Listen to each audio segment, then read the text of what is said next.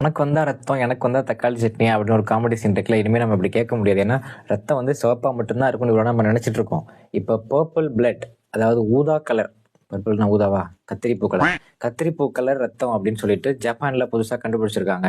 எப்படி நம்ம மருந்து மாத்திரைகளுக்கு எக்ஸ்பிரி டேட் இருக்கோ, அதே மாதிரி நம்ம டொனேட் பண்ற பிளட்டுக்கும் எக்ஸ்பிரி டேட் இருக்கு. அப்படி எக்ஸ்பிரி ஆன பிளட்ல இருந்து ஹீமோகுளோபின் எடுத்து நானோ சைஸ் லிபிட் பார்ட்டிகல்ஸ்குள்ள இன்ஃபியூஸ் பண்ணி ஆர்டிபிஷியலா கிரியேட் பண்ணிருக்காங்க ஜப்பான்ல. இதுக்கு பேர் தான் பர்பிள் பிளட். இதுல ஒரு மிகப்பெரிய பிளஸ் பாயிண்ட் என்னன்னா, இந்த குரூப் அந்த குரூப்னு இல்லாம எல்லாருக்குமே இதை நம்ம கொடுக்கலாம். மருத்துவத்துறையின் மிக சிறந்த வளர்ச்சி அதை நான் பாக்குறேன். இன்றைய இளைஞர்கள் ரொம்ப ஆர்வமா பிளட் டொனேட் பண்ணணும். ரத்த தானம் முன்னாடி மாதிரி இப்ப இல்ல, ரொம்ப குறைஞ்சிட்டே வருது. பிளட் ஷார்டேஜ் இருக்கு. முந்தா நாள் ஒரு பையனுக்கு நாங்க பி பாசிட்டிவ் பிளட் டிரான்ஸ்ஃபியூஸ் பண்றதுக்காக ரொம்ப கஷ்டப்பட்டோம். எங்களுக்கு கிடைக்கிறதுக்கு 24 ஹவர்ஸ் ஆச்சு.